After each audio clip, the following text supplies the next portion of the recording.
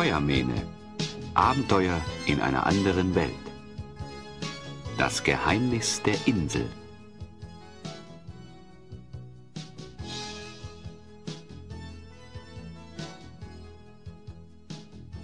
Der 15-jährige Schüler Peter wird durch die Kräfte eines magischen Pentagramms, das er in einer Höhle entdeckt, in eine andere Zeit versetzt. Dort trifft er Queck, den Elfenkobold, seinen künftigen Freund und Begleiter. Beide suchen nach einer Möglichkeit, Vakanien wieder zu verlassen und in ihre Welten zurückzukehren. Sie treffen auf Melord, den Seher. Von ihm erhalten sie den Hinweis, dass die Lösung ihres Problems das Amulett des schwarzen Magiers Xavros ist. Aufgrund seiner roten Haare, die es in Vakanien nicht noch einmal gibt, bekommt Peter einen neuen Namen: Feuermähne. Auf ihrer Suche nach Xavros und dem Amulett werden die beiden von Palas dem Falken begleitet, durch dessen Augen Melord ihr weiteres Geschick beobachten kann. Zur Zeit halten sich Feuermähne und Queck, der Elfenkobold, in der Hafenstadt Torra-Neva auf. In einer der unzähligen Tavernen lauschen unsere beiden Abenteurer gespannt den tolldreisten Geschichten der Seeleute. Und ihr werdet es nicht glauben, aus den Fluten der brausenden See tauchte plötzlich eine gigantische Krake auf, die mit mindestens 200 Fangarmen nach mir krapschte. Im Vergleich zu diesen Geschichten sind Münchhausens Erzählungen wissenschaftliche Berichte. Queck, wo hast du uns wieder hingeführt? Die Schauergeschichten hält ja kein Mensch aus. Mine, lass mich doch zuhören. Oho, und wie kommt es, Buddelfax, dass du hier bist, wo doch 200 Fangarme nach dir grapschten? Jo, wisst ihr, Kameraden, diese Krake war nur ein Reittier und Diener einer schnucklichen kleinen Seejungfrau, die auf dem Rücken des Tieres saß. Und die kleine Meerjungfrau rief mir zu, dass sie sich unsterblich in mich verliebt hätte. Sie wollte mich mitnehmen. Ihr Vater, der Meerkönig, ist mit einer Heirat einverstanden. Und so wäre ich fast ein Prinz im Unterwasserreich geworden. Und was hast du der Meerjungfrau geantwortet? Kein Prinz im Unterwasserreich. Ist doch klar. Ich hab der Meerjungfrau gesagt, dass ich schon verheiratet bin. Das ist doch gelogen. Natürlich war das gelogen, mein Jung. Ich war noch nie im Leben verheiratet. Aber was hätte ich denn machen sollen? Prinz im Unterwasserreich mit so einer tollen Braut, das wäre ja alles noch in Ordnung gewesen. Aber nee, meine Kameraden, da unten im Meer, da gibt's keinen Rum. Keinen einzigen Drum. Und ihr wisst ja selbst, ein Buddelfax ohne Rum wäre wie ein Seemannsgarn ohne Spinnrad. Und was geschah mit der Meerjungfrau? Naja, als ich der kleinen Meerjungfrau erklärte, dass ich verheiratet bin, stimmte sie das schon ein bisschen traurig. Was hat sie dann gemacht, deine kleine Meerjungfrau? Nun denn, die kleine Meerjungfrau hat nicht lang gefackelt und dem Riesenkraken befohlen, sich den Schiffskoch zu greifen. Den hat die kleine Meerjungfrau dann geheiratet. Die beiden sind glücklich und ab und zu schicken sie mir eine Flaschenpost. Der Rest unserer Schiffsreise aber war dann das Schlimmste von allem. Da der Smoothie jetzt Prinz war und im Unterwasserreich Hochzeit hielt, brauchten wir einen neuen Schiffskoch. Und den einzigen, den der Captain entbehren konnte, war der Kanonier. Und der verwechselte öfters die Mehltonne mit dem Pulverfass. Einfach großartig, nicht wahr, Feuermähne? Das sind noch Abenteuer. Sag mal, mein Jung, woher hast denn du gewusst, dass ich nicht verheiratet bin? Oh, das war ganz einfach. Zuerst habe ich im Einwohnermeldeamt nachgefragt und dann mit dem Taschenrechner nachgerechnet, ob mir die Digitaluhr die Wahrheit gesagt hat. Hey, ihr einfältigen Trantüten! Merkt ihr nicht, dass der Junge nicht von hier ist? Wenn ihr so wie der alte Buddelfaxe den großen, weiten Ozean bereist hättet, da würdet ihr euch nicht wundern. Ich habe nämlich solche Digitalspuren schon mal gesehen. Die laufen manchmal direkt auf den Horizont zu. Das sieht dann aus, als ob einer mit Anlauf drüber gehechtet wäre. Ja, Feuermähne, dem alten Buddelfaxe kannst du nichts vormachen. Lass uns gehen, Queck. Unsere beiden Abenteurer verlassen die Taverne. Der Nachmittag neigt sich dem Ende entgegen. Es wird langsam dunkel in den Straßen Torra-Nevas. Doch es soll ja Menschen geben, die die Nacht dem Tag vorziehen. Oh, meine Freunde! ihr mein Leben stets versüßt. Euch zu treffen freut mich sehr. Das trifft sich nicht von ungefähr. Der Hyänenspion, was macht der denn hier? Feuermähne und Queck treffen auf der Straße ihren alten Bekannten, den Hyänenspion, wieder. Jenes Wesen mit dem Körper eines Menschen und dem Haupt einer Hyäne, das keine Freunde hat und jeden für ein paar Goldstücke verrät. Man weiß nie, ob er gerade auf der guten oder schlechten Seite steht. Was hast du denn hier zu suchen? Gehst du deinen zwielichtigen Geschäften nach? Um Hohn, ihr nie verlegen seid. Doch nichts kann meine Heiterkeit an einem Tag wie diesem rauben. Das könnt ihr mit Gewissheit glauben. So. Was ist denn heute für ein besonderer Tag? Es jährt sich ein Ereignis heut, das einst die ganze Welt entzückte. Der Tag, meine Freunde, als ich das Licht der Welt erblickte. Du hast Geburtstag heute? Super! Alles Gute, Hyänenspion! Bei Elvira, der Schutzgöttin der Elfenkobolde. Das ist ein Ereignis. Weißt du, Hyänenspion, das mit den dunklen Geschäften, das war nicht so gemeint. An so einem Tag wie diesem vergisst selbst Queck die Reibereien. Ach, lasst die Reue sein und trinkt mit mir ein wenig Wein. Lasst euch den edlen Tropfen munden. Es schwinden rasch die schönen Stunden. Schon bald ist es um das geschehen, was eben war noch wunderschön. Buddelfaxe und noch ein paar andere Seeleute sind aus der Taverne gekommen und treffen auf unsere zwei Freunde und den Hyänenspion, als diese gerade den letzten Tropfen Wein geleert haben. Trotz der Enttäuschung, zu spät für einen Geburtstagsschluck gekommen zu sein, stimmen sie ein in ein Lied, das Feuermähne zu Ehren des Hyänenspions singt. Zum Geburtstag viel Freud wünschen alle dir heut, Glück und Segen aller Wegen, zum Geburtstag viel Freud. Ich bin so müde. Oh, mir ist so übel. Na, viel scheinen die beiden ja nicht zu vertragen. Im Wirtshaus saßen sie die ganze Zeit vor einem Glas Wasser mit Geschmack. Und jetzt noch einem Schluck Wein fallen die um wie die Fliegen. So mancher sich in Sicherheit wiegt und glaubt, dass ihn gar nichts mehr besiegt. So ist's doch nur ein Schluck zu viel, der unterbricht solch fröhliches Spiel. Lasst mich für meine Freunde sorgen. Nach dunkler Nacht folgt neuer Morgen.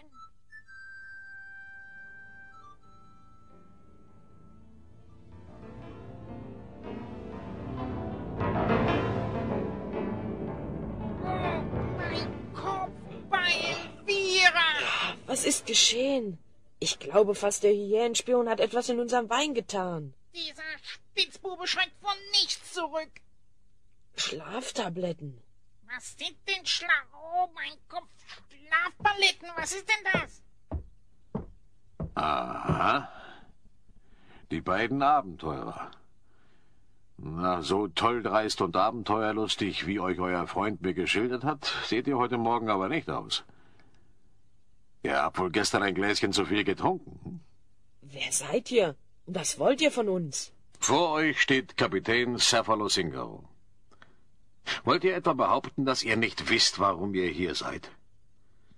Euer Freund mit der glatten Zunge und dem merkwürdigen Aussehen hat mir in eurem Namen versichert, dass ihr bereit seid, Prinz Arik zu helfen. Und die Anzahlung für euch, 20 Goldstücke, hat er auch ohne Einwände akzeptiert. Er wollte sie in eure Tasche stecken, da ihr ja, wie wir alle gesehen haben, selbst nicht mehr in der Lage dazu wart. Das hat man gerne. Sich erst Mut antrinken, in der Taverne angeben, und jetzt wollt ihr nichts mehr davon wissen. Ich muss an Deck, den Kurs im Auge behalten. Einen Moment mal. An Deck? Auf den Kurs achten? Wo sind wir? Wo werden wir schon sein? Auf meinem Schiff natürlich, das Kurs auf Endonia hält. Bei Elvira, ich werd seekrank. Ein Schiff. Langsam kommen mir ernste Zweifel, ob ihr die Richtigen für das Unternehmen seid. Euer Freund hat mir zwar von euren Heldentaten erzählt, Aber wenn ich euch so betrachte... Jetzt reicht's aber. Was für ein Unternehmen. Ihr stellt euch immer noch dumm, was? Da, schaut selbst. Der Kapitän greift in seinen Wandschrank, holt eine Pergamentrolle hervor und hält sie Feuermähne und Queck vors Gesicht. Na? Erinnert ihr euch jetzt? Das hängt in allen Straßen Toranevas. Was steht da? Aufruf an alle Helden und Recken Vakaniens. Ich, Prinz Arik von Endonia, suche tapfere und mutige Männer, die mir im Kampfe um meine Königskrone und die rechtmäßige Erbfolge zur Seite stehen. Ich verspreche jedem eine reiche Belohnung, der diesem Aufruf folgt, und mit mir diese Unternehmung erfolgreich zu Ende bringen. Nun sagt mir nicht, dass ihr das noch nie gelesen habt. Ich habe von diesem Plakat Dutzende in Toraneva und in anderen Städten Vakaniens aufgehängt.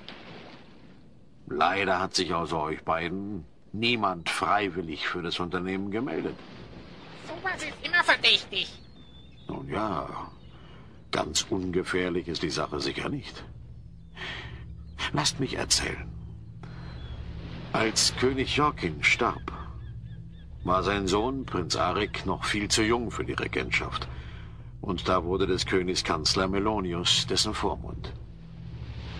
Ungewöhnlich war, dass der König von seinem Sohn verlangte, dass er erst, wenn er das Rätsel der Megalithen gelöst hat, die Königskrone tragen und somit auch sein Land regieren darf. Niemand weiß ganz genau, was den erwartet, der sich den Megalithen stellt. Da es schon fast in Vergessenheit geraten ist, wo sie sich genau befinden. Nur eines ist sicher. Der Anfang des Weges liegt am Rand der Schwarzen Schlucht. Und in die wagt sich schon seit Jahren kein Mensch mehr.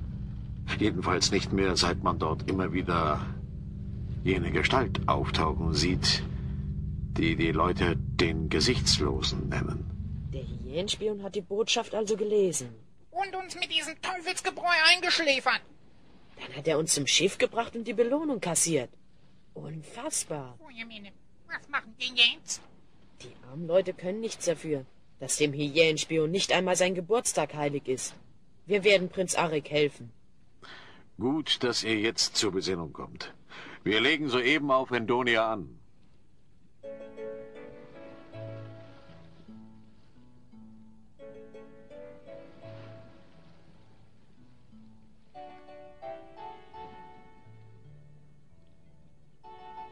Als Feuermähne und Queck an Deck des Schiffes kommen, sehen sie vor sich eine Insel, die Feuermähne sofort an Geschichten von Robinson oder an die Erzählung von der Schatzinsel erinnert. Fast wie das Titelblatt eines Reiseprospekts für die Südsee, murmelt er leise vor sich hin. Schon hat das Schiff angelegt und eine Gruppe von vornehmen und gut gekleideten Männern hebt sich aus der Schar der Schaulustigen ab, die nun näher zum Schiff herantreten, um die Neuankömmlinge zu begrüßen. Ich, Melonius, Kanzler und Verwalter des Königreiches Endonia, Vormund des Prinzen Arik, begrüße die tapferen Helden in unserem Reich. Hier zu meiner Rechten Prinz Arik. Willkommen in Endonia. Ihr seid zwar klein von Wuchs, doch sehe ich kühle Entschlossenheit in euren Augen. Ich denke, dies kann oft viel nützlicher sein als nur rohe Kraft und unüberlegtes Draufgängertum. Guten Tag. Ihr sieht aber toll aus. Herrlich. Hallo, wie geht's? Möge euch der Mut bei eurer schweren Aufgabe nicht verlassen. Meine besten Wünsche begleiten euch. Prinz Arik kann es kaum erwarten. Zu lange schon hoffte er inständig auf Hilfe, da ich ihm verboten habe, alleine in die Schwarze Schlucht zu gehen, weil er sein Leben nicht unnötig in Gefahr bringen darf. Nun, da ihr hier seid, kann ich ihn wohl nicht länger zurückhalten.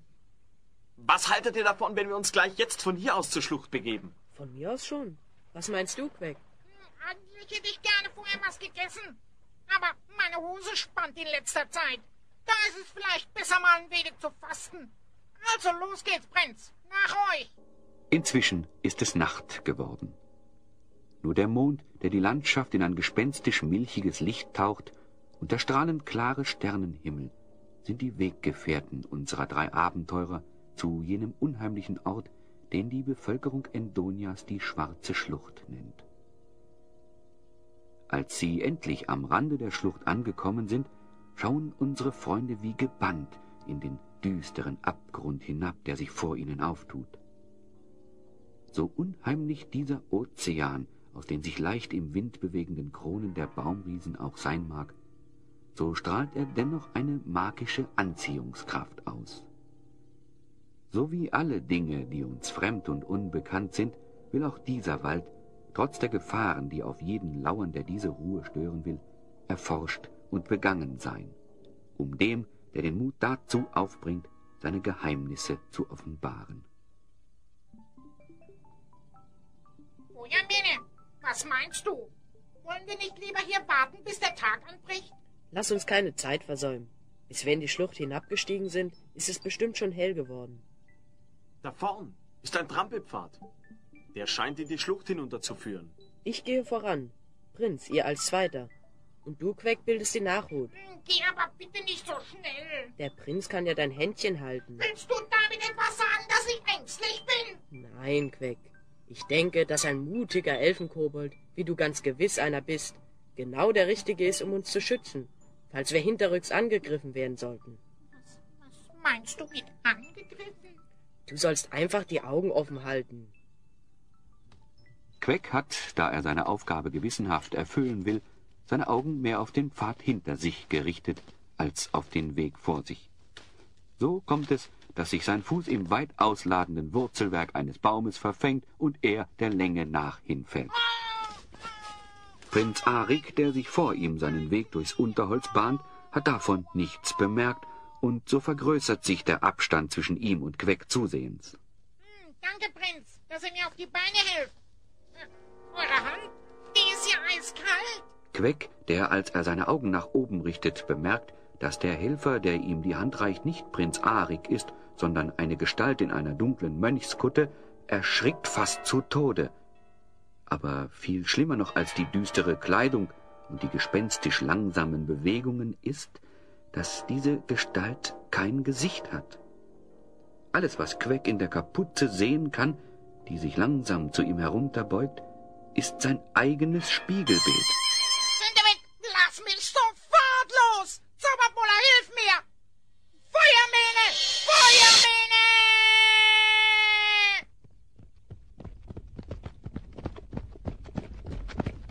Queck, was ist? Der Gesichtslose, er war hier. Ich glaube, meine Bohle hat ihn verfehlt. Er hat sich ins Nichts aufgelöst. Eben stand er noch hier. Es scheint doch etwas an der Geschichte dran zu sein, die sich die Leute hier erzählen. Meinst du nicht, dass deine Augen vielleicht ein wenig überreizt sein können, Queck? Ich meine, so vom genauen und gewissenhaften Ausspähen der Umgebung. Du meinst, ich sehe Gespenster? Vielleicht hast du ein Gespenst gesehen. Ich weiß nicht. Mir kommen Gespenster immer komisch vor, die sich so strikt an die Gespensterkleiderordnung halten. Eine korrekte Kleidung zeichnet einen immer aus. Wenn ihr meint. Kommt, wir gehen weiter. Und haltet die Augen auf. Das braucht man Queck nicht zweimal zu sagen. Wenn sein Kopf auf einem Kugelgelenk sitzen würde, sehe man den Kopf des Elfenkobolds wahrscheinlich rotieren. So aufmerksam mustert er die Umgebung. Welch wunderbarer Gesang tritt an mein Ohr. Feuermänner, lass mich vorbei. Ich muss dorthin. Wunderbar. Es zieht mich an wie ein Magnet. Dort hinten kommt es her.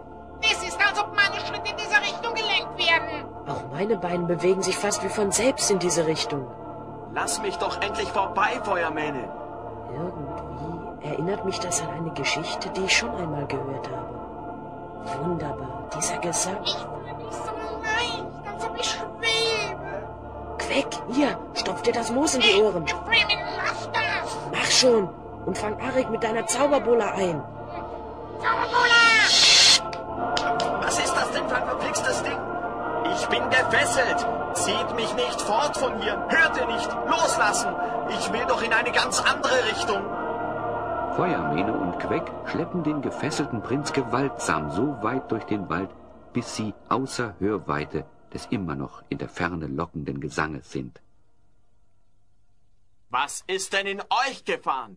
Seid ihr verrückt geworden? Nach all dem, was ich über diese Art von Gesang weiß, wärt ihr wahrscheinlich derjenige gewesen, der verrückt geworden wäre. Hätten wir nicht eingegriffen. In dem Moment, in dem ich das Moos in den Ohren hatte, war es mir klar, dass es hier nicht mit rechten Dingen zugehen konnte. Ich glaube, wir haben es hier mit etwas zu tun, das man aus Erzählungen als Sirenengesang kennt. Hört man diese Art von Gesang, ist man unwiderruflich in seinen Bann gezogen und marschiert treu und brav dorthin, wohin einen die Stimmen haben wollen. Ich danke euch. Eure Geistesgegenwart hat uns wahrscheinlich vor Schlimmem bewahrt. Wo die uns wohl hinhaben wollten. Schaut hier durch die Bäume. Der Mond beleuchtet den Berggipfel. Er steht genau in der Richtung, von wo wir diese angeblichen Stimmen gehört haben. Der Berg sieht aus wie ein Schweizer Käse. Wieso schwarzer Käse? Löcher hat der Berg, aber die sind doch nicht schwarz. Oh, Queck, lass es gut sein. Also, ich kann mir vorstellen, dass diese Löcher, wenn der Wind an ihnen vorbeiweht, wie die Pfeifen einer Orgel wirken und sie so diesen Gesang erzeugen. Feuermähne, du glaubst, der Berg hat gesungen? Unheimlich. Zumindest eine mögliche Erklärung. Warum diese Töne allerdings eine magische Anziehungskraft haben, weiß ich auch nicht. Es gibt eine Legende in unserem Volk. Ich erinnere mich jetzt wieder daran, sie als Knabe gehört zu haben. Wonach in diesem Berg die Seelen der Menschen gefangen gehalten werden, die in ihrem Leben Schlechtes getan haben und in ihrer Einsamkeit versuchen, immer mehr Seelen zu sich zu rufen, um nicht alleine zu sein. Hört sich ganz vernünftig an, nicht wahr, Feuermähne? Also wenn du das vernünftig nennst. Es kommt mir vor, meine Freunde, als ob plötzlich die Sicht schlechter wird. Oh weh, jetzt kommt auch noch Nebel auf. Ich glaube, das Beste ist, wir nehmen uns bei den Händen und gehen wieder los. Wir müssen so schnell wie noch möglich durch diese Erbsensuppe hindurch. Erinnere mich bitte nicht an das Essen, das ich wegen eurem Übereifer ausschlagen musste. Es kommt mir vor, als hätte ich seit Jahren nichts mehr gegessen. Manchmal gibt es eben wichtigere Dinge, als sich den Wams voll zu stopfen. Ach ja? Ja. Fasst euch bei den Händen und los geht's. Der Boden ist auf einmal so weich. Feuermähne! Ah, ich stecke fest! Das sieht mir ganz nach Treibsand aus. Ich steck auch schon bis zu den Knien in der Pampe. Moment, das haben wir gleich. Ich zieh euch beide auf einmal raus. Dass du immer den Mund so voll nehmen musst. Einer nach dem anderen hätte doch auch genügt. Jetzt steckst du selber in der Pampe. Das liegt nur an einer Gelenkschwäche meines Knies, auf das ich vorhin gefallen bin. Hört bitte auf, euch über eure Gebrechen zu unterhalten. Ich stecke schon bis zur Hüfte im Treibsand. Da, ein Geräusch. Kommt jemand durchs Unterholz. Es ist die Gestalt des Gesichtslosen. Langsam schreitet sie auf Prinz Arik zu und reicht ihm die Hand, um ihn aus dem Treibsand zu ziehen. Der Prinz, sich seiner verzweifelten Lage bewusst, reicht ihm nach kurzem Zögern ebenfalls die Hand. Der Gesichtslose, in dessen Kapuze sich der strahlende Sternenhimmel widerspiegelt, nützt diese Gelegenheit, um rasch einen der Ringe, die Arik trägt, von seinem Finger zu streifen. Danach verschwindet er wieder im Wald und lässt unsere Freunde in ihrer hoffnungslosen Lage zurück. Dieser Teufel! Ich glaube, es ist langsam Zeit, dass wir unsere Zauberwaffen zu Hilfe nehmen. Queck, wirf die Bola und zieh dich daran raus. Die Bola, eine Art Lasso, dessen Ende sich anstelle einer Schlinge in 3 einzelne kürzere Seile verzweigt und an deren Ende jeweils eine silberne Kugel befestigt ist eine Waffe, die bei den Elfenkobolden weit verbreitet ist. Quecks Bola allerdings hat noch eine besondere Eigenschaft. Durch einen Zauberspruch des Sehers und weißmagischen Zauberers Melord folgt diese Bola genauestens den Anweisungen seines Herrn. Flieg, Bola, und halt dich im Geäst fest! So, ihr sitzt fest wie genagelt. Gar nicht so einfach.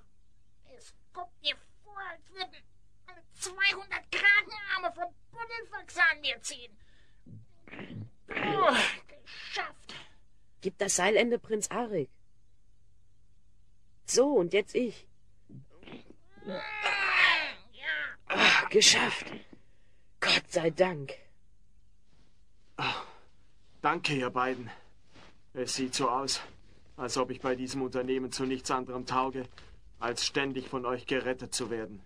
Ich hoffe, es bietet sich eine Gelegenheit, es euch zu vergelten. Habe ich richtig gesehen, Prinz? Der Unheimliche hat euch einen Ring vom Finger gezogen. Ja, merkwürdig. Ich kann mir auch keinen rechten Reim darauf machen. Der Nebel hat sich verzogen. Lasst uns ein wenig rasten, um uns zu säubern. Dann kann's weitergehen.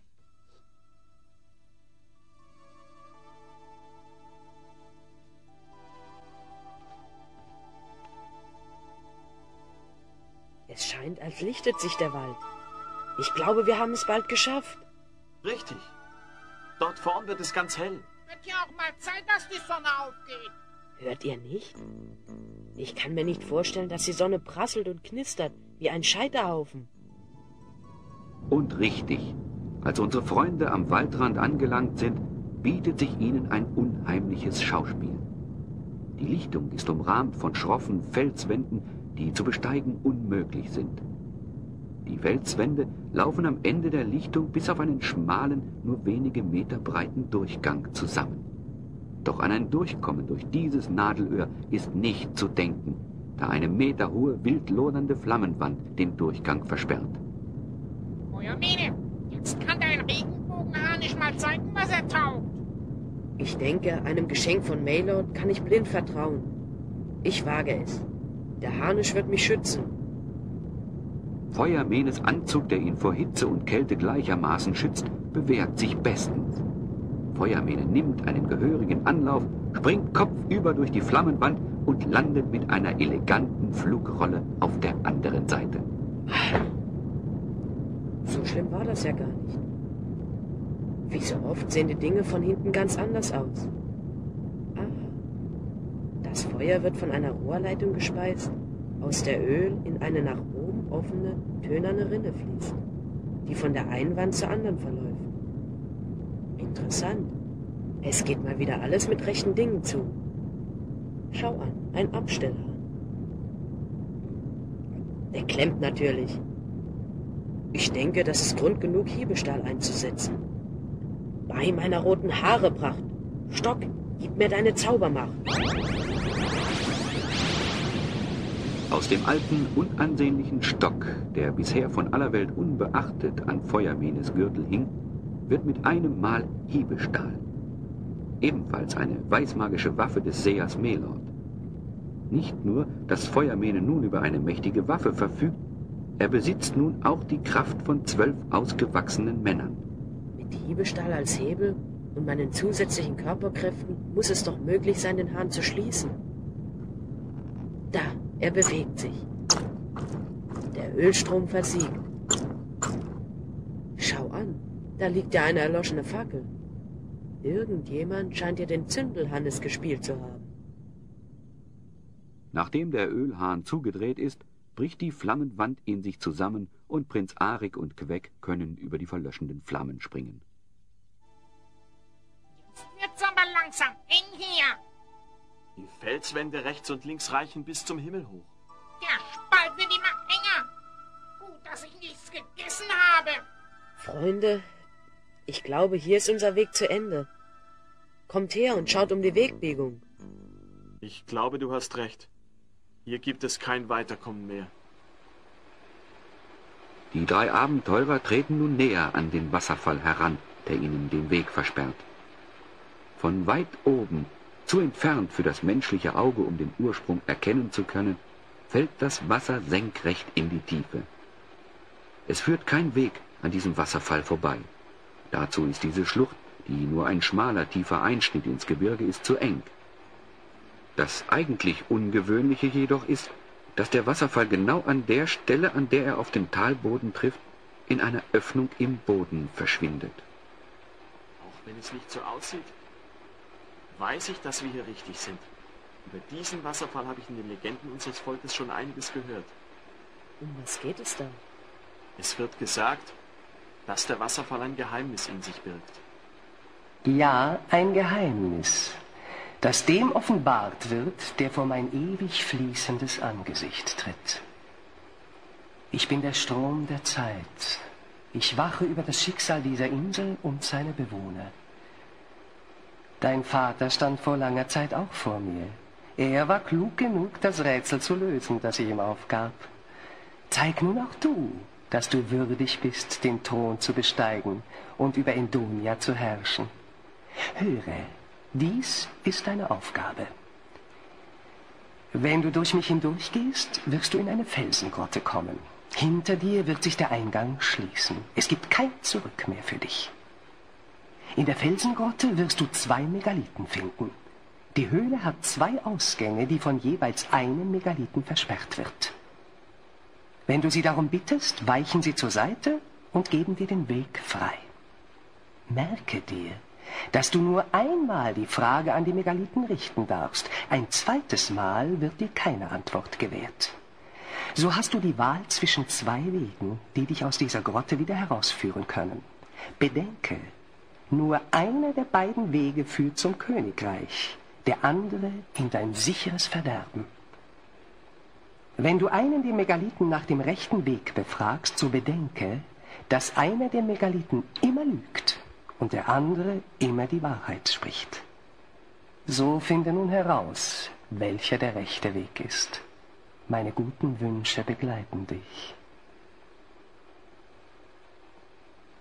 Bis hierher bin ich gekommen. Für mich führt kein Weg mehr zurück. Ich wage es. Kommt ihr mit? Klar. Nicht weit? Wenn du meinst, Feuermähne. Unsere Freunde springen durch die schäumende Gischt des Wasserfalls und befinden sich, wie ihnen die Stimme prophezeit hat, in einer geräumigen Felsengrotte. Mit donnerndem Poltern verschließt ein herabstürzender Felsblock den Eingang hinter ihnen. Es gibt kein Zurück mehr. Ihnen gegenüber stehen die 2 mächtigen Felsblöcke, die der Wasserfall Megalithen genannt hat. So weit, so gut. Na, Prinz Arik, habt ihr eine Idee? Mein Kopf ist wie leergefegt. Ich muss mich konzentrieren. Wenn der eine Stein lügt und der andere immer die Wahrheit spricht, so muss ich den, der die Wahrheit spricht, nein, der immer lügt, hat. Ich weiß ja gar nicht, welcher von beiden immer lügt. Also nochmal von vorn. Oh, mir schwirrt es in meinem Kopf wie in einem Bienenkorb. Wenn ihr nichts dagegen habt, übernehme ich die Sache. Okay? Ich glaub, diesmal nimmst du den Mund recht voll, Feuermähne. Zu oft schon habe ich eure Dienste in Anspruch genommen. Doch glaube ich, dass ich erneut versage. Ich kann die Lösung nicht finden. Dann frisch ans Werk. Ehrwürdiger Megalith, gebt ihr auch mir eine Antwort, wenn ich euch frage? Wer auch immer die Frage stellt, es sei euch nur eine Antwort gewährt. Sage mir, was würde der andere Megalith sagen? Welcher der beiden Wege der richtige zum Königsthron ist? Der rechte. Du Megalith, der du der Linke bist, weiche zur Seite und gib uns den Weg frei. Feuermähne, der Stein hat doch gesagt, dass der Rechte der Richtige ist. Das hat er nicht gesagt. Er sagte nur, was der andere Stein sagen würde, wenn man ihn fragt. Und ihr seid sicher, dass dies der rechte Weg zur Freiheit ist? Der schwere Fels bewegt sich nur langsam zur Seite und gibt damit einen Eingang zu einer Höhle frei. Da! Eine Wendeltreppe. Sie führt nach oben. Feuermähne, das musst du mir erklären. Wie hast du das nur gemacht in drei Teufels Namen? Eigentlich ist das ganz einfach. Hör gut zu. Wenn ich einen der beiden Steine frage, was mir der andere sagen würde, so muss mir der Stein, der immer die Wahrheit sagt, mir, da er ja weiß, dass der andere immer lügt, den falschen Weg sagen. Frage ich aber den Megalithen, der immer lügt, so wird er mir ohnehin die Unwahrheit sagen. Ich erfahre so, egal welchen der Steine ich befrage, immer die Unwahrheit.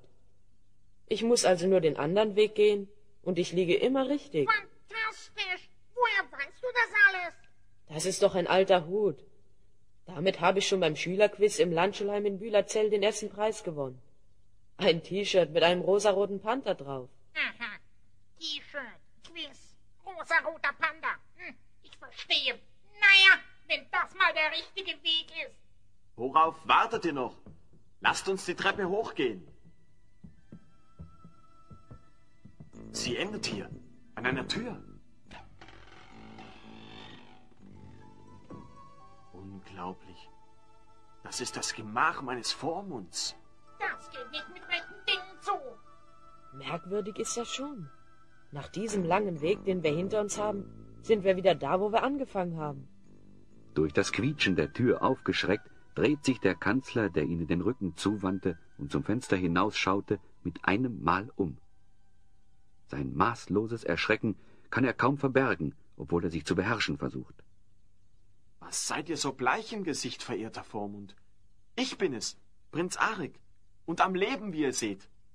Ich bin kein Geist. Wir stehen hier unversehrt vor euch und um viele Erfahrungen reicher. Ich glaube, dass es nun Zeit ist, dass Sie dem Volk verkünden, dass Prinz Arik seine Prüfung bestanden hat und von nun an der neue, rechtmäßige König von Endonia ist. Queck und ich sind seine Zeugen. Psst, du Feuermähne, irgendwie kommt der mir komisch vor. Warum hält er seine Hand immer so verdeckt? Lasst uns willkommen sagen, wie es sich gehört. Hier meine Hand zum Willkommensgruß. Warum gebt ihr mir nicht eure rechte Hand, Herr Kanzler? Eine leichte Verstauchung, junger Freund. Nur eine leichte Verstauchung. Hochinteressant. Lasst mich mal sehen. Ich verstehe was vom Kurieren dieser Dinge. Prinz, schaut her. Erkennt ihr diesen Ring? Ich denke, es ist derselbe, der euch im Treibsand vom Finger gezogen wurde. Meine Hand? Was erlaubt ihr euch? Ist das der Ring oder nicht? Ohne Zweifel. Er ist der meinige. Verehrter Vormund, wie soll ich das verstehen? Schaut mal alle her. Der Gesichtslose. Queck, lass den Quatsch. Nimm die Maske vom Gesicht und zieh diese Kutte aus. Die ist für ganz andere Körpergrößen zugeschnitten. Zum Beispiel für die des Herrn Kanzler. Wo hast du die Kutte gefunden? Die hing hier ganz offen zwischen den anderen Gewändern. Sie waren sich Ihrer Sache wohl sehr sicher, Herr Kanzler. Ich weiß überhaupt nicht, wovon ihr sprecht. Was ist das für ein unverschämtes Betragen gegenüber dem Regenten von Endonia? Gewesener Regent, bitte. Das mit dem Regieren ist nun ein für allemal vorbei.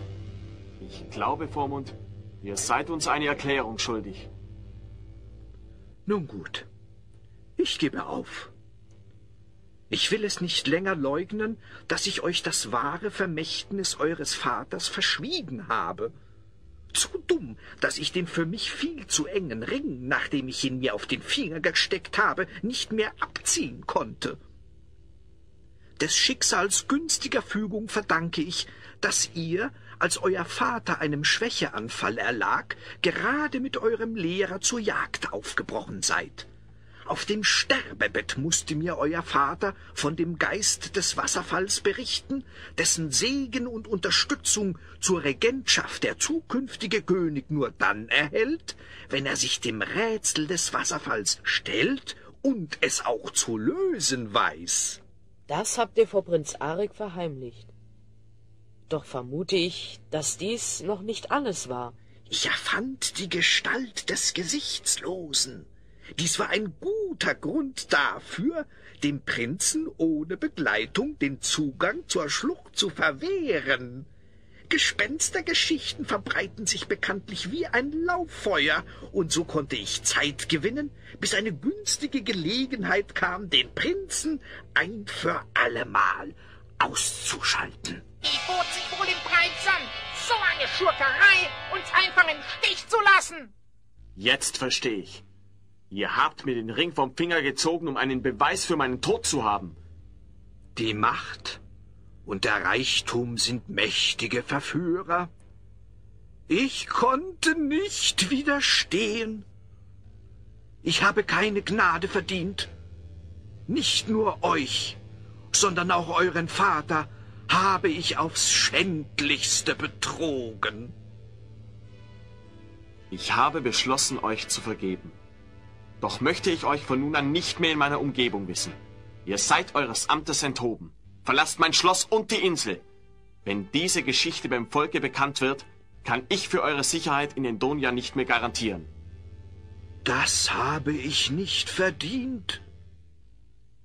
Ich danke euch für eure Großmut. Ich bereue zutiefst, was ich getan habe. Geht mir aus den Augen und verlasst diesen Raum. Eben habt ihr Großmut bewiesen. Und ich denke, damit habt ihr gezeigt, dass ihr würdig seid, ein Königreich zu regieren.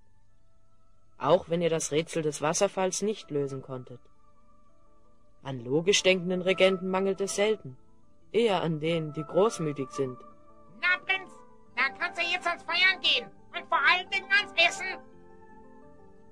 Nachdem sich nun alles zum Guten gewendet hat, bleiben Feuermähne und Queck noch ein paar Tage in Endonia. Doch es gibt keine lange Ruhepause für unsere beiden Freunde, die von Unrast und dem Wunsch getrieben sind, das magische Amulett von Xavros zu finden. Kapitän Cephalosingaro bringt die beiden zurück in die Hafenstadt Toraneba. Dort im Gasthaus, wo unsere Geschichte begann, sitzen Feuermähne und Queck, um sich für ihre Reise zu stärken, als Queck Feuermähne plötzlich in die Seite zwickt.